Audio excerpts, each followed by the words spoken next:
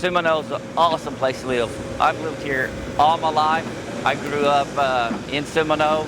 I've worked for the Seminoles for 31 years. There's just no other place in the world like Seminole.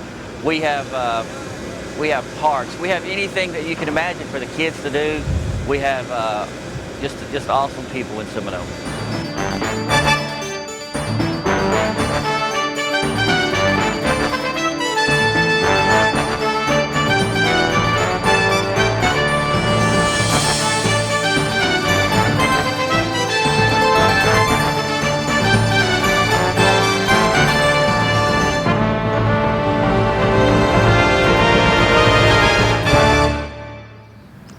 The Public Works Department is here to provide the citizens of Seminole a good quality service.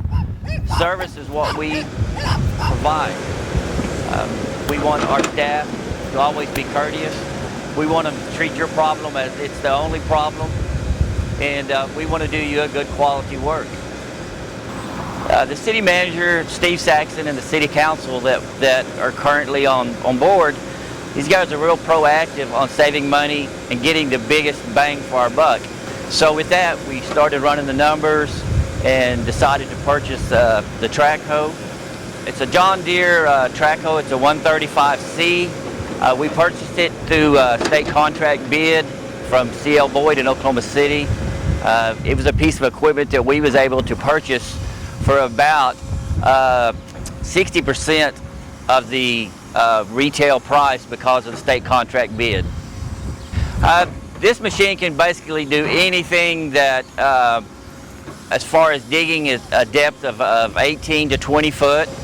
It can lay water line, it can grub and clear trees. This machine is basically just a versatile machine that we can use anywhere we need it. Last year we started laying water mains, replacing several water mains. So last year we replaced about 800 feet of water mains, which is badly needed.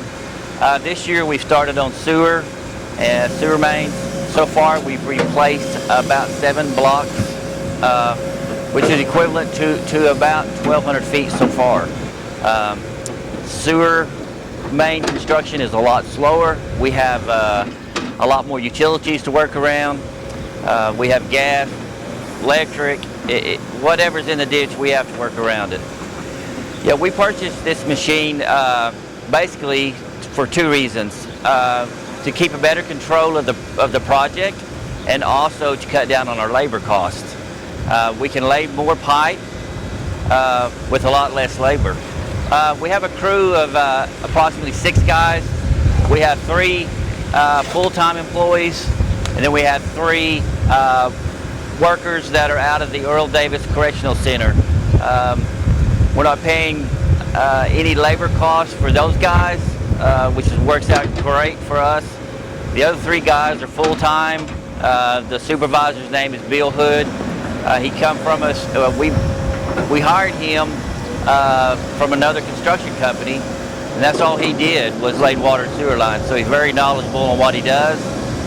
We're lucky to have him. And the inmates that we hire from the work release center, we're teaching these guys a trade that we hopefully, when they do get out, that they can continue this type of work in this trade. They're good workers. We have very, very little trouble, if any, out of these guys. And like I said previously, we're trying to teach these guys a trade when they get out that they can carry on and make a living out of. The actual construction costs for labor is about half of what a contractor would do it for. We are allocated around $150,000 a year for materials to do the projects with. We're actually saving about 30%, sometimes even up to 40%. The cost of the material, it's not marked up, so we get it exactly what the contractor gets it for. This budget year, we're going to finish some sewer mains. We still have about 800 more feet of sewer mains to replace. Next year, we're going to begin replacing some more water mains. We have about 2,000 feet that we'd like to replace next year.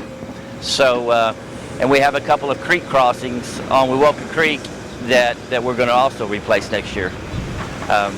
This machine will last us another 20 to 30 years taken care of, and that's what we expect to do. We've got several more hundreds or thousands of feet of water and sewer line that we expect to replace in the future. I think that this was an awesome decision by the city council and the city manager to purchase this machine. It's saved us, it's already saved us thousands and thousands of dollars, and it'll just continue saving us money in the future.